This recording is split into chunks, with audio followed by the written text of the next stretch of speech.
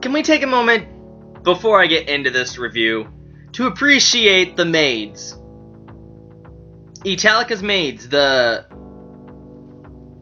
Count Miui's maids. We gotta appreciate them. Them some fine ladies. We have a warrior bunny maid, so that means a bunny girl as a maid. We have a cat girl who is actually unique in color contrast. I believe that's the first time I've seen her. Like, she has purple fur kind of thing, and I like her design, really. And then we have a Medusa maid, like, with the red snakes and all that, and apparently she drains the life force with her snakes and all that, but she's been properly trained and all that, but he still needs to watch out. And by he, I mean Itami.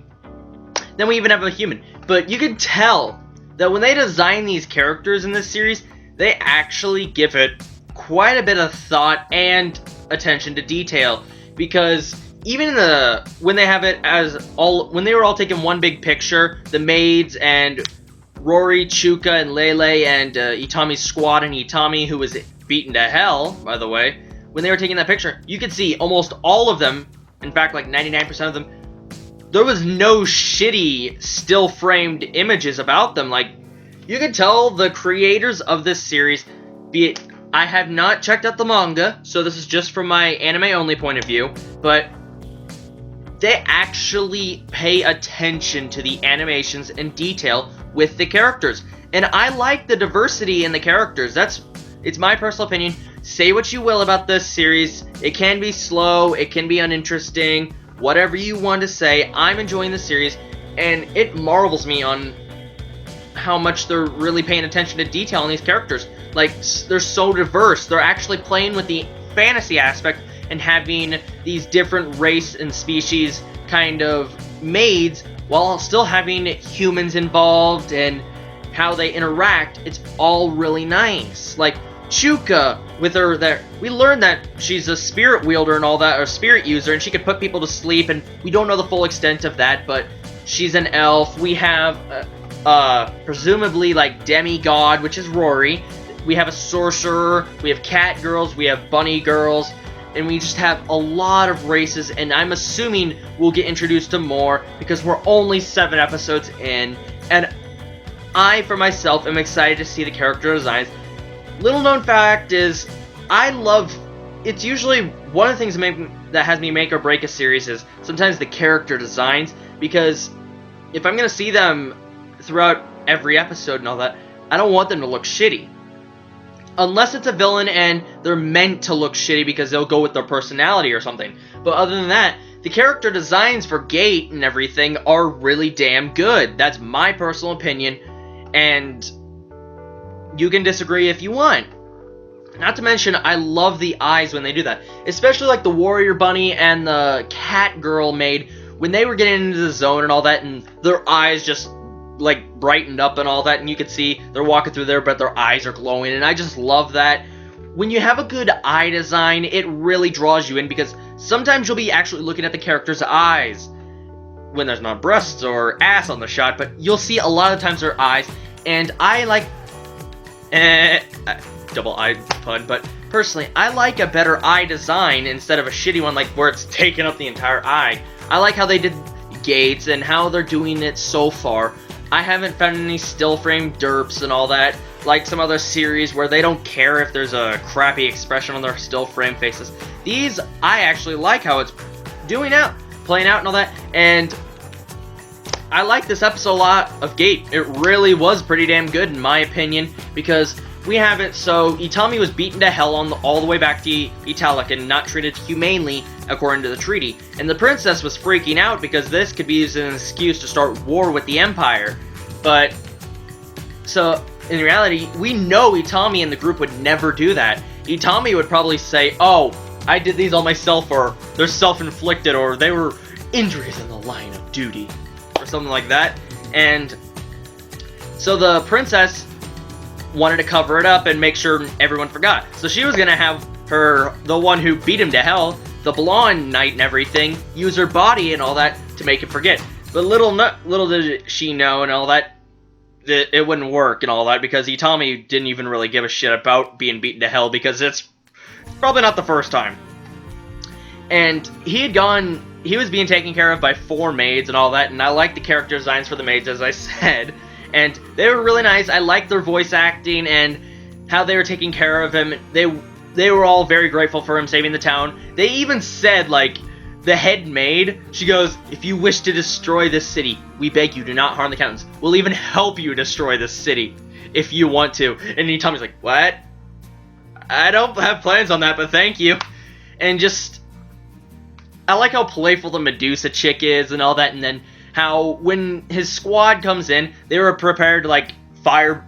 They were going to go stab and fire and all that and go to war in the middle of the Countess built the mansion. They were planning to go to war to retrieve him, but in reality he was being treated well. So everyone, when they walk in, they stop and they're just like, "What?"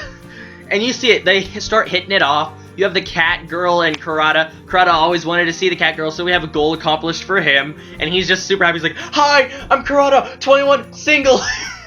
And he's just, we assume he was flirting away with her and all that, and then we have, like, all of them getting to know what a camera is, because they took a commemorative photo, and we have the, I believe it was the human girl, or the bunny girl, say they were in love with brown-haired chick. She's like, "Oh, it was no big deal," because they're like, "We saw how you guys were fighting, that was amazing." So you have them all hit it off, and they're all in this happy, friendly relationship, and you don't hear a word of what happened to Itami.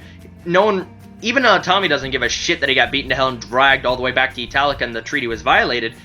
And the princess's aide, not the aide, her lower knight and all that, the blonde, walks in while she's prepared to go and give her body to him to prepare, and she's a noble and all that, but nope, he doesn't even notice that she comes in because he was busy talking away and all that, and she goes up and smacks him again. So they're all gathered in the hall in front of the princess, and she's like, "How'd you get that injury?" And her blonde knight goes, "I did it." "Twice! You've broken the treaty twice!" So she goes. So this causes the princess to accompany Itami back to Arnis Hill and all that, because she wants to personally apologize to his superiors and all that for her company's misbehaving. And really, his superiors don't care too much, because he said they were just from the line of duty, and they accept the apology and are grateful that she acts as a go-between the Empire now. And now she's going on an adventure with Rory, Lele, and Chuka, plus Itami, since Itami was summoned to the diet thing, or their senate, so he could report everything so far. And they're going along with them, along with the blonde knight who hit Itami and beat him up all the way. They're all going there so they can view Itami's world and possibly learn what they're fighting for, while also realizing, she's realized already that there's a huge gap between their technology, because she saw the tanks and the guns and all that, and she thinks the guns are magic, but Lily explains they're not magic, they're actually weaponry and all that. So yeah, I'm excited. We have some nice moments between Lele and Itami. Lele falls asleep because she'd been interpreting for the Itami superiors and the princess and all that. She'd been interpreting all night, so she goes in and she asks Itami to take her back to camp, but she falls asleep on the spot, and he said it's too late to get a car, so he just puts her in his bed and falls asleep falls asleep like this on the bed and everything. So that was a nice moment. And we got to see Itami's otaku side again. Nice.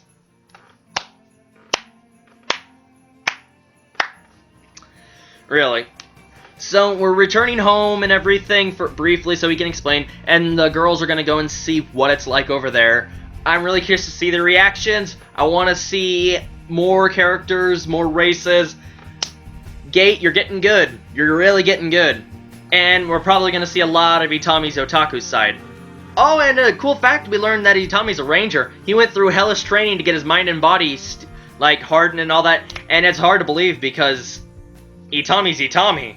The happy-go-lucky, easygoing guy being a ranger, where they're usually supposed to go through hellish stuff and they're like extremely badass and all that. It's just like, what?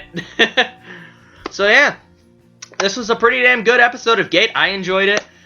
Once again, I love the maids. They're beautiful. I hope we get to see them more often. So, yeah. Be sure to leave a like, comment, subscribe for more reviews, reactions, vlogs, talks, as usual. This is Outdoor Nation here, my lovely community, citizens, civilians. I'll see you guys in the next review. So, have a good day, watch lots of anime, read lots of manga. Bye. Follow links down in the description, so you can follow me on Twitter, and go check out this episode, episode 7 of Gate. 7 of 24. Bye-bye.